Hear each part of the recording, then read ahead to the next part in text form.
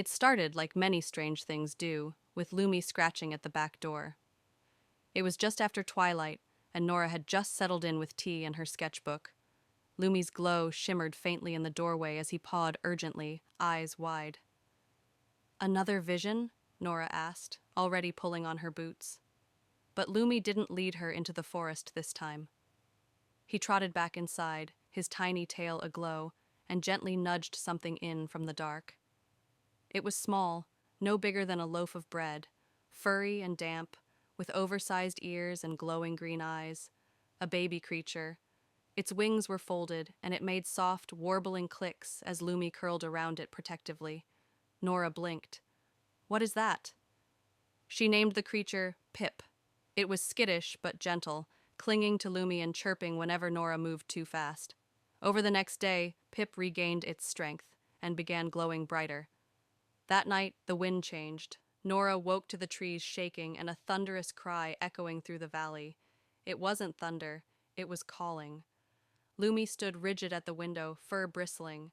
From the far ridge, a massive shape rose, dark and winged, its eyes glowing with the same eerie green as Pip's.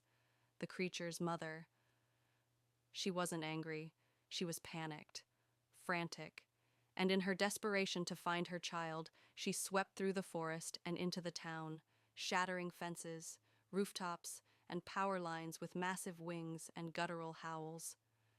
Elmridge fell into chaos. People screamed and scattered as the creature clawed at rooftops, searching, howling, for her baby. Cars swerved, the sky filled with wind and panic, but Nora understood. "She's not here to destroy," she whispered to Lumi. "She just wants Pip back." Pip chirped in Nora's arms. Lumi barked, once, and they both took off toward the heart of town.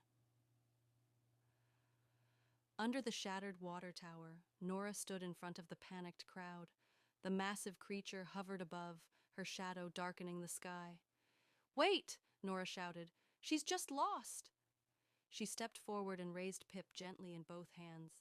The baby chirped and glowed, and in that moment, the mother's roar turned into a soft, warbling hum. She landed slowly, cautiously, her massive head lowering until her nose touched Pip's tiny paw. Silence. Then, light. The two creatures glowed brighter and brighter until the soft magic lit up the entire square.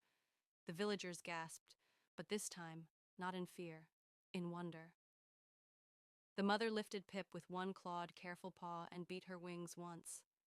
She looked at Nora, then Lumi, with an expression that felt like gratitude.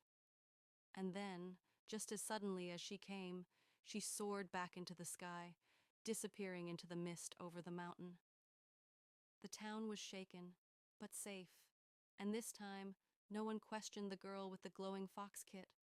Not after she faced a sky creature with nothing but trust, courage, and a baby in her arms.